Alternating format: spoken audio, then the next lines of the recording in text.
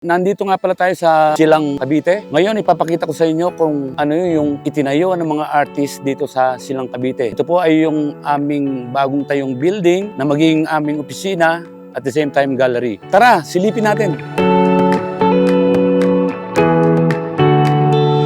Ito nga po pala, ang aking mga kasamaan, ang officers at member ng AAP ay nagtutulong-tulong para sa pag-curate ng gagawin naming exhibition para sa aming inauguration. Ito nga po pala si Monet Alvarez, ang talagang curator ng iba't ibang exhibit na. No? At kasama rin natin si Professor Danilo Santiago. Siya po ay dating professor ng Fine Arts sa UST. Inaayos na din ang bagong bukas. Katatapos lang na AAP Tahanan. Ang mga i-feature na mga artworks dito ay yung mga artist, donor, yung mga nagmalasakit para magkaroon ng pondo para maitayo itong tahanan.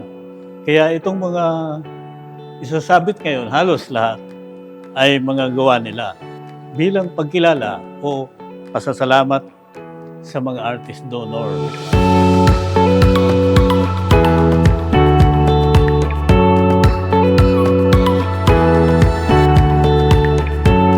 Kultura ng Pilipinas, kailangan talaga nating ipagdiinan because that's the unity na talagang lahat tayo pagsamasamahin pag may culture ang isang bansa.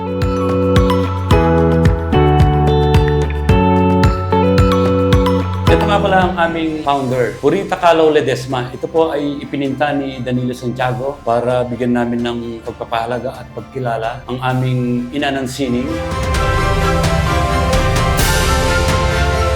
Ito nga pala yung mga donated paintings, no? Sinama rin namin dito sa aming inaugural exhibit. Ito po ay gawa ni Edwin Wilwayco, itong dalawang piyesa na ito. At nakakatuwa po kahit na sikat na siya, nagawa niya pang tumulong sa AAP at nag-donate ng paintings. The reason why we like to have headquarters because Silang is not that near. It's not easy to get here. And when you get here, we don't want them to have to go home and then go home late. We're one big family. And as I've said before, the tahanan is for all AAP artists. Okay, ito ang magiging kwarto, no, ng mga kababaihan na bibisita at mag-exhibit dito sa AAP Tahanan. Nag-provide na kami ng double deck at may extra kami mga bedsheet na pwede nilang gamitin kung medyo marami sila. No? Welcome silang lahat dito na mag-stay.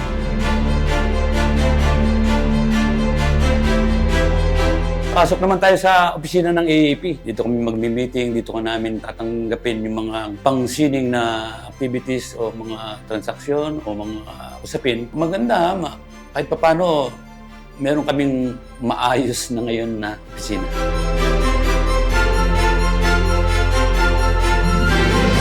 Napakasarap po ng pakiramdam dito, lalo na sa mga artist. Marami silang magagawa rito ng magagandang paintings. Unang-una, presko, malayo sa ingay ng mga sasakyan. Siguro ako rin, marami akong maipipinta rito na kung maganda yun, naipinta ko rin sa aking studio, mas maganda siguro magagawa ko dito dahil pang-artist talaga.